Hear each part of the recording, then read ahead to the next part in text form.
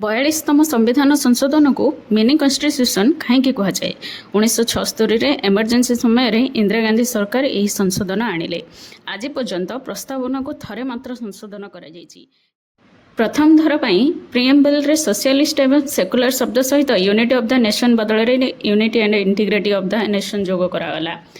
एथिरे 4टी new directive principle को मध्य जोग करा जायछि। मौलिक अधिकार उपरे टीपीएस को प्राधान्य दिगला।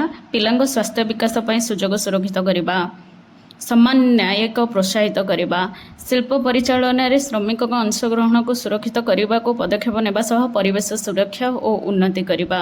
आर्टिकल 51A अंडर मौलिक कर्तव्य नुआ भाव में जोग करागला। स्टेट लिस्ट केतेक विषय कनकरेंट लिस्ट को स्थानांतरित है। एथिरे preamble fundamental right DPSP judiciary federalism संविधान प्राय सबु विभाग एका साथ बदल दिगला। तेणु यह मिनी कन्स्टिट्यूशन कहुए। फुल नोट्स चैनल सब्सक्राइब करूँ।